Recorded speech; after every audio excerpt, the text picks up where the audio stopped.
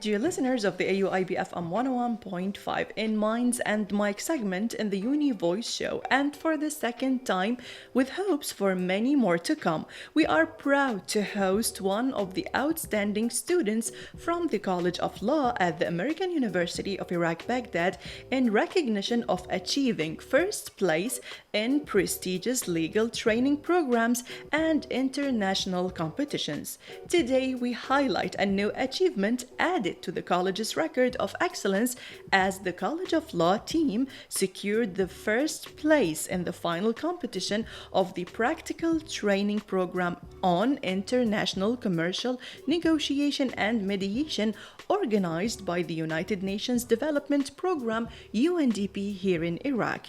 In this episode, we will explore the idea and the concept of this program, its importance for the law students, and how participation in such initiatives shapes students both academically and professionally, with our distinguished guest, Tabarak Radeef from the College of Law. But before we dive deep into this beautiful, remarkable achievement, we want to say hello and welcome to our guest, Tabarak Radeef. Hello, a very good morning to you. I'm very glad to be here and to share my experience with you. Tabarak, before we dive deep into this achievement, we want to know who is Tabarak Radeef for the second time for the listeners. I am Tabarak Radeef, a senior student at AUIB College of Law. I'm also the founder of International Law and Human Rights Club and the head of a team and the trainer for the JSUP competition of this year. Okay, Tabarak, to begin with you, could you just tell us about the practical training program on international commercial negotiation and mediation? What is the core concept behind this training, and what differ this training from the traditional academic study? Okay, so first of all, the program started from the 26th until the 31st of January. And what makes it very different from our studies is that this program focuses on the practical side of law, and even it's different from normal law like litigation and pleading, as it is more focused on alternative dispute resolutions such as mediation and negotiation. Okay, excellent. How was the training structured within the program? Did it rely on real case simulations, theoretical sessions, or maybe combination of both? It was mostly hypothetical cases that we were working on. I really liked that the whole practice was more practical than actual reading and memorizing things. So from the very first day, we were practicing our knowledge on negotiation and mediation, and we found like we improved a lot from day one until the last day. Okay, so in your opinion, Tabarak, what is the significance of having an international organization such as the United Nations Development Program, UNDP, oversee this kind of program? How does this add value to your certification maybe or experience? I mean, the UN as an international entity, it is very important that to acknowledge that one of their goals is to improve the students on an international level, especially students who are interested in law or human rights, and to develop their soft and hard skills through these practicing sessions. So it's very interesting that we had the support of the UNDP during this practice. So is it the first time that you contribute in this training, or this is the second time? In mediation negotiation, it is my first time. However, I have participated before in the Bismuth competition, which is arbitration, back in 2022 when I first was enrolled in AUIB. And also I was enrolled in the IYMUN, yes, which was also followed by the United Nations at the time. So I wanted to ask you, Tabarak, also how many universities was competing with the AUIB students? It was the Mustansariya University, the Iraqi University, and Al Basra University. So you do the math. Okay, so it was a nice chance to know all of these students, new students from different colleges. Yeah. So do you see that there is difference between the knowledge that you have now as a law student and the other law students in other universities? I think everyone is special in their own way. Everyone has their own strengths that they are focusing on developing. Every single student, when they entered into this practice with the UNDP, had a specific goal, and I'm very glad that the UNDP in mediation negotiation did an amazing job to help each and every one of us to reach that goal. Okay. So, Tabarak, how does this type of practical training help bridge the gap between academic study and the legal job market, particularly in areas such as the corporate law, or maybe investment or commercial dispute resolution? Actually, I notice a significant difference between actual litigation and law and what we are studying as lawyers. As what you know, lawyers by nature are very argumentative. So they focus more on arguing their case rather than negotiating, mediating, and trying to reach a middle ground. So at the very beginning, we noticed the difference was, okay, you are not necessarily trying to reach to a resolution. You are trying to reach to the mutual interest between you and the other party, trying to understand them, listen to them, rather than trying to win a case. So that was the significance different here, and it added a lot to our skills, especially as you mentioned in corporate law. In corporate law, you don't want to go to court immediately. You want to negotiate the situation with the people that you are working with, so you don't hold the amount of financial losses that you may get from arbitration or from litigation in courts. You would want to just talk to the person, the businessman or the businesswoman, and find a solution right on the spot without needing to go to court. So this is what mediation helps with. Excellent. This is really remarkable. So, which one of them you really prefer personally? Personally, Investments, corporate law, or maybe the commercial dispute?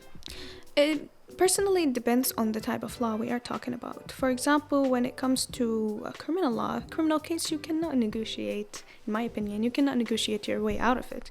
You have to go to court. However, in commercial law or in corporate law, you would want to solve the case with the least impact on your reputation, on your financial status. So you would likely avoid courts and go to mediation negotiation first. But overall, before going to court, you need to go through this significant step of actually understanding the other party, their interest, and trying to reach a middle ground before going to court. Okay, so on a personal level, Tabarak, what motivates you to participate in this program? Did you expect to win in the first place? This is the first time you contribute to this training. Actually, the matter for us as a AUIB team was not winning, it was learning. And this is what we learned in AUIB, is that the importance is the journey itself and not the destination. So what we focused on during our training is how can we understand each other. When we first started practicing, we started practicing with each other, but we noticed that we were more of a lawyer than a negotiator at the very beginning. And this is why we noticed that we need to improve this skill as AUIB students. We need to, after graduation, we need to understand how we can negotiate our ways in corporate rather than just going straight to court and going through all the complicated practices in court. So yeah, the journey was more important than the destination for us. Well, that's so deep that you are learning, not competing with anyone else. This is something really remarkable for a law students to say in the public. I want to ask you more and more, Tabarak, which skill do you feel developed the most during this training? Negotiation, persuasion, time management, or a teamwork? Actually, overall, all of them. An AUIB team actually won the reward for best teamwork between consul and businesswoman. So me and my colleague Yusuf, we were understanding each other before the session, and we were discussing something that you don't have to write a script. Imagine yourself actually in a negotiation session. Don't write the script. Just go with the flow. Try to understand your client. Try to understand the opposing party. And work with me. If you face any difficulties, I'm going to consider you as my consul. I would talk to you. And when you actually practice it as if you were in real life, if you are actually at work, it becomes so much easier. Instead of becoming something that's practiced or study focused, it becomes something that it's a skill that you are learning. So that was very interesting. Well, I want to ask you more and more about this experience. During the final competition, what was the biggest challenge you and your team faced, and how did you overcome it? The biggest challenge, actually, our mediator said something to us once at the very beginning when we were training, and we trained on some deal. We focused mostly on getting the deal rather than the process of negotiation. And we were able to get the deal, but that was not the point. We were acting like lawyers, not as negotiators. And that was so interesting because the mediator said something to us. He said, "You two are very competent lawyers, but this is not what we want here. You are good as lawyers. We want you to be our lawyers in the future. But this is not a court. You are not trying to push evidence on the other person. Oh, you did this wrong, or you did that wrong. It's a human nature after all. Human being does not want to consider themselves as wrong. But how can I understand you, put myself in your shoe, and reach into a middle ground where I do not give up my values, I do not give up my interest. At the same time, I do not give up our business relationship between me and the other party, and I don't risk reputation or going to court. How can we do that?" Okay. So when you think about this critically, you understand the point of that and the things that you really need to develop through this program. So didn't you rely on Dr. Khansa in solving this problem, that you want to do the right thing in this competition? Tell the truth. Actually, I relied on Dr. Khansa. We asked her for advice, and she told us something that, okay, we taught you how to be very good lawyers, but now you need to understand this other skill, because as lawyers, I told you, by nature, you want to argue, you want to give evidence, you want to win on the merits. But when it comes to negotiation, it's not about winning on the merits. Sometimes you have an interest that you cannot give up. Sometimes you have a business relationship you don't want to ruin. You don't want to just take compensation from the other party and move on with your day. You want to actually maintain this relationship with the other party, especially if social media is involved, reputation of both of the companies are involved. You need to solve it outside the public eye. So that was the important part. So now you have this tool, you have this profession. Yeah, and it was very interesting to learn, actually. Okay.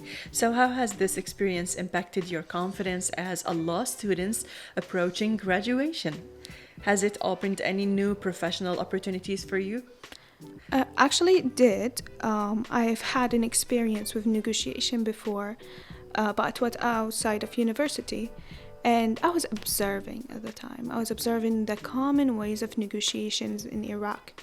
The other party were foreign, and our party was Iraqi. And the way into negotiation was more of a lawyer's work in court rather than actually trying to understand the other party, actively listening to the other party, finding the mutual interest, the middle ground. So when I started to compare the negotiation I found before, which was not done correctly, and the negotiation I've learned here, I noticed that this is a skill that is very, very important and can solve many, many conflicts and issues. It will benefit you in your personal life also, not in the work field only. At least I can say or ask you before we reach the last question, I mean, being able to participate in all these training programs and the regional competitions, it's really important. Did that give you the chance or open the doors for really important chances to work before graduation for you as a law student? Of course. I worked with multiple lawyers before graduating. I worked for 2 years with a law firm in Iraq. And I also worked with a lawyer who has a PhD in international law also in Iraq. And I didn't even go to these jobs. They just heard about law students from AUIB, and I got a phone call that, okay, do you want to work with us? Because we heard this and this about law students at AUIB. And it is very interesting because this is something that the skills that you learned at AUIB is what talks for you. Instead of you talking about yourself, no, the skills that you learned here, it's talking about you. It is your CV, it's being seen.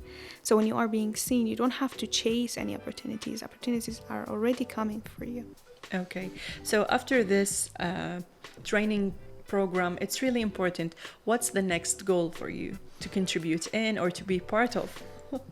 Okay, I think this one is very obvious. So we are having the national rounds for JSOP competition in around like the 15th of February. So we are aiming for JSOP for this year. Hopefully we get ranking on an international level over the top 10, top 30, something Iraq has never done before, and we are very excited to reach to that goal. Okay, so before we end this conversation, this fruitful conversation, we have to mention your colleagues. Who was with you in this competition? It was Yusuf, Muhammad Nabil, and also Ali. Okay. And I was very, very, very glad and grateful that I worked with such an amazing team. Our teamwork was very good. We were training until very late night hours, online or in person. And I was telling them something is that, okay, you have to learn. You don't have to reach to that goal. You have to learn the skill. So if you don't feel confident enough that you learned enough, you need to do more. Okay. And we were doing this by practicing what we were learning immediately after the session. Okay. And they were very good. Each and every one of them had a very interesting skill that they were applying at the team. So the team was completing each other with each and every special skill each one of us have. Well, we send them our greetings and we wish them the best of luck in their journey, and you too. Finally, what message would you like to share with law students or students in general about the importance of participating in international training programs before graduation? Okay, so the College of Law opens a lot of doors at AUIB. What you have to do is step in every single one of them. Even if it was one that you don't feel like you have some sort of interest in, you may find yourself there. At the very beginning, when I was enrolled at AUIB, I did not like international law. It was scary to me because it's way too complicated. But then when I pushed myself outside my comfort zone, started being enrolled in international law competitions, I fell in love with international law, something I never thought I would like in my life. So life is about experiencing new things. It's about building yourself. So the door is open. Never leave it open without stepping in it. Well, this is so deep and beautiful to say at the end. I mean, Tabarak Radeef, a law student here at AUIB, we were very happy and proud to have you with us today. Congratulations for the winning, and we wish you the best of luck in the JSUB competition. We wish you the best of luck at the end, and I was really happy personally to have you with us today. If you want to say anything at the end, the mic is yours. I want to say thank you so much for having us. You're It was a welcome. very fruitful conversation, and we enjoyed sharing our thoughts together. Thank you. You're welcome anytime. Thank you.